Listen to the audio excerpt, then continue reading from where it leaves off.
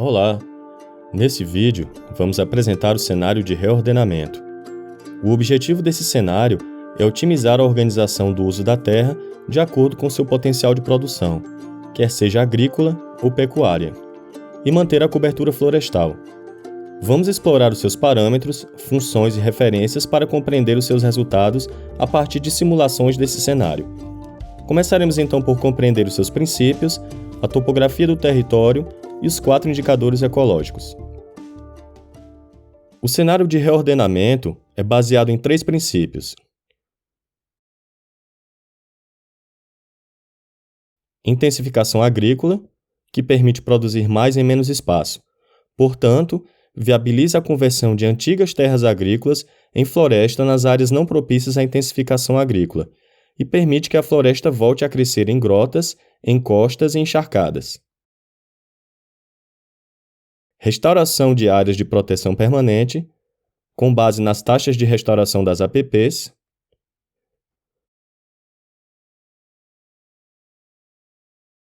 Conversão de florestas degradadas ou secundárias em terras agrícolas, na Chapada e no Baixão, com base no princípio da compensação de carbono.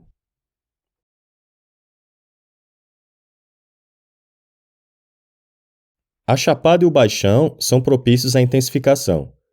A conversão de floresta em terras agrícolas é, portanto, feita apenas nessas áreas. Em contrapartida, as grotas, encharcadas e encostas são de pouco interesse para a agricultura. A conversão de terras agrícolas em floresta secundária só é, portanto, feita nessas áreas.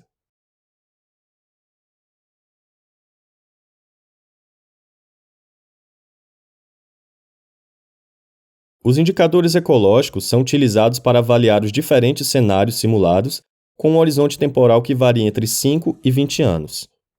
Os 4 indicadores são: área florestal, medida em porcentagem do território hectares; estoque de carbono em floresta, que é a quantidade de biomassa armazenada nas árvores, medida em toneladas. Metade da biomassa é composta de carbono e independe da dimensão da área. Uma grande área com menos floresta tem menos biomassa do que uma pequena área com mais floresta. Erosão do solo é o seu estado de degradação, a quantidade de perda de solo. É medida em toneladas de hectares por ano. Por fim, a conectividade entre as 6 zonas de Paragominas. A conectividade é calculada em cada uma das zonas. A conectividade é o grau de união ou contiguidade entre as zonas florestais. Quando a conectividade aumenta, significa que a fragmentação florestal diminui, ou seja, há menos zonas florestais separadas pela agricultura ou outro uso do solo. Agora já podemos iniciar a simulação. O horizonte de tempo corresponde ao final da simulação. Lembre-se de que o ano inicial é sempre 2017. Vamos escolher o ano de 2027, ou seja, 10 anos. O segundo parâmetro é a taxa de restauração global. É a porcentagem de terra não adequada à intensificação agrícola que será restaurada na simulação em relação ao seu potencial total. Vamos escolher 25%. Depois, temos a taxa de restauração APPs, que é a porcentagem da área de restauração florestal das APPs. Vamos deixá-la em 80%. A distância máxima das atividades humanas é a distância máxima entre uma área a ser deflorestada e uma área artificial, tais como estradas e campos. Escolhemos 1.000 metros.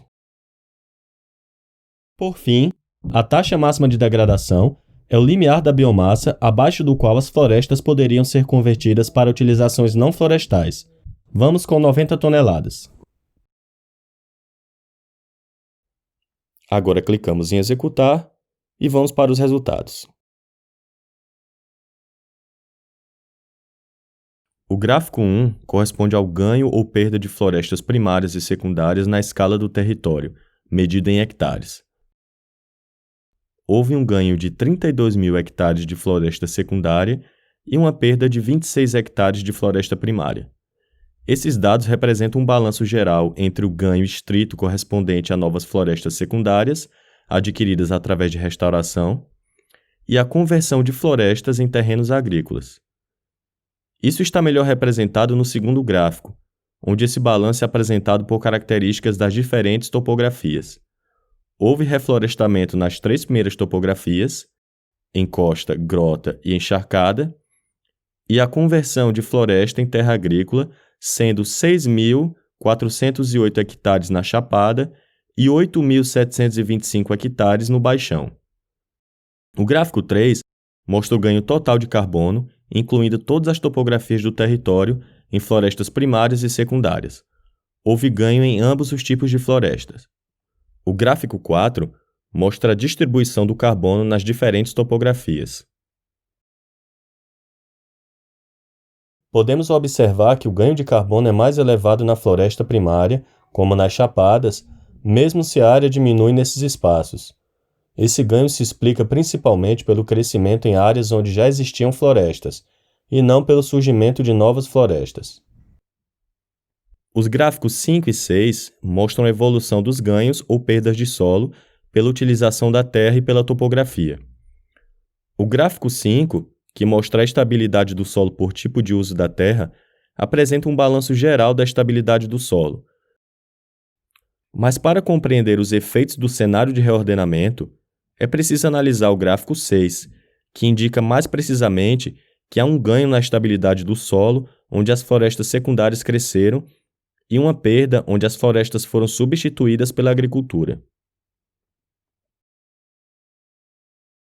O gráfico 7 mostra os resultados da conectividade por zonas do território. Os resultados são apresentados por índice de densidade das zonas florestais, que mede o número de zonas florestais por 100 hectares, em marrom no gráfico. Observemos que o índice diminui na zona 5 entre 2017 e 2027.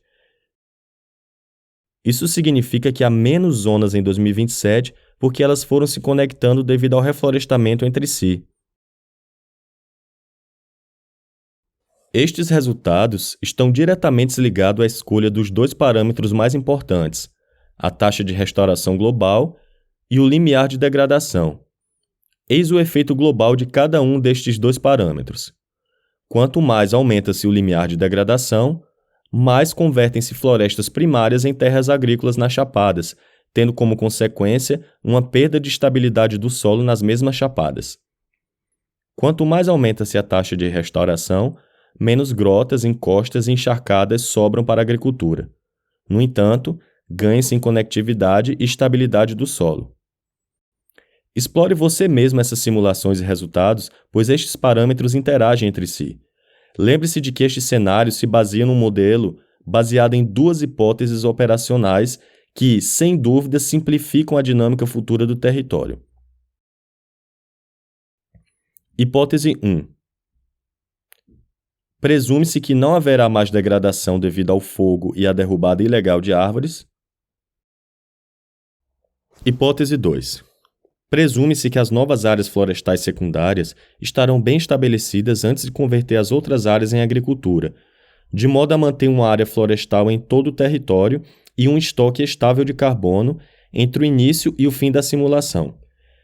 Isto requer certamente a implementação de políticas públicas que controlem a conservação das florestas secundárias a longo prazo e proíbam a sua degradação.